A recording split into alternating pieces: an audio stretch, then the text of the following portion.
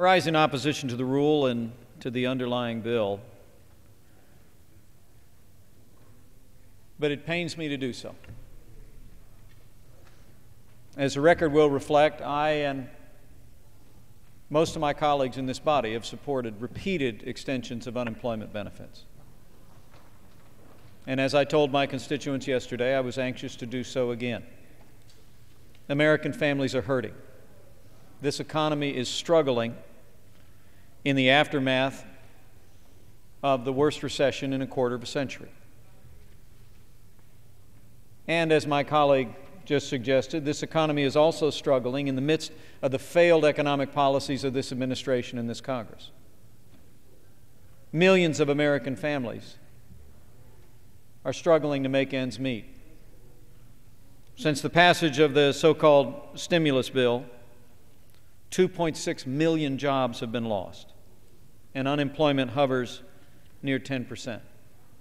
So I was anxious to be able to come to this floor before heading home for the Independence Day break, having supported an extension of unemployment benefits.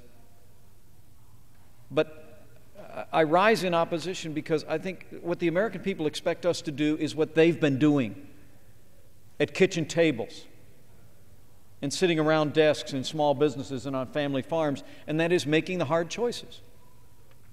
We can provide an extension of unemployment insurance benefits in this Congress, and we can make the decisions to pay for it. And I'm sure it is a mystery to millions of Americans that will be looking on as to why we didn't even try.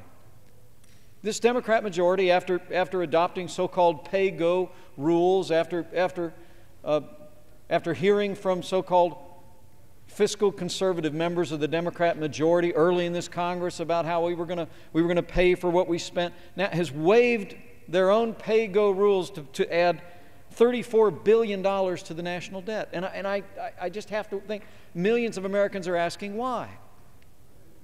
There's any number of actions that we could take, decisions in making, reordering our priorities to provide for the families at the point of the need here. The gentleman from Ohio just said that many of us in the minority were saying that we can't afford to extend unemployment benefits. Well, we can afford it. But at my kitchen table, when we say we can afford something, it means we can afford to pay for it. Not just simply when my wife comes to me and says, well, we want to make a major expenditure, I say, can we afford it? That means, can we pay for it? Here it just means getting out the credit card of our children and grandchildren and running up the national debt by $34 billion. I also rise with a heavy heart in opposition to this bill because we are here extending unemployment benefits again because the economic policies of this administration and this Congress have failed. I mean, would that the economic policies of the so-called stimulus had worked? The President said we needed to borrow about $1 trillion from future generations of Americans a year and a half ago. Or unemployment, he said, that was then 7.6% would go over 8%. Now it's 10% on average around the country, and higher, as has been said, in many jurisdictions. Remarkably, yesterday, the President of the United States goes to Racine, Wisconsin, a place that has a 14% unemployment rate, and he made these comments. He said, quote, "Things aren't as bad as they could have been. There could have been a catastrophe, and in that sense, the stimulus worked." The President of the United States yesterday in Racine, Wisconsin said, the stimulus worked. And then remarkably, he went on to suggest that the Republican leader in Congress was out of touch. It's just mind-boggling that at a time when so many, I mean, what would this administration and this majority say to a father who's been struggling to make ends meet, who's been borrowing money from family members to pay the mortgage because he can't find work? What would he say to the word from the President of the United States that, quote, the stimulus worked? What would the single mother say who's been out of work persistently, has applied for dozens and dozens of jobs, and has gone deeper and deeper in debt during these difficult times. What would she say to word that the stimulus worked? I asked the gentlelady for 2 additional minutes.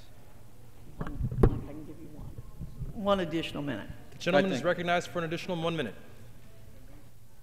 The reality is that we've got to bring new ideas to bear on this economy.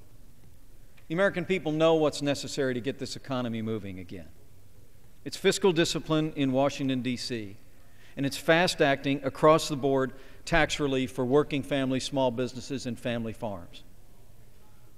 What we hear from corporations across this country is that there's over $2 trillion in idled capital. We need to release the inherent power in this economy. We need to restore the confidence of capital markets in our commitment to fiscal discipline in Washington, D.C., and we can do all of that today and meet the needs of families struggling with unemployment. By passing a fiscally responsible extension of unemployment insurance, we would send a message that we get it. We know people are hurting.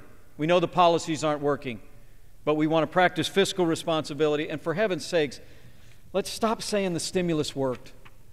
Let's try some new ideas. Let's come together across this aisle and do what's necessary to get America working again. I yield back. The gentleman from Indiana's time has expired. The gentlelady from North Carolina.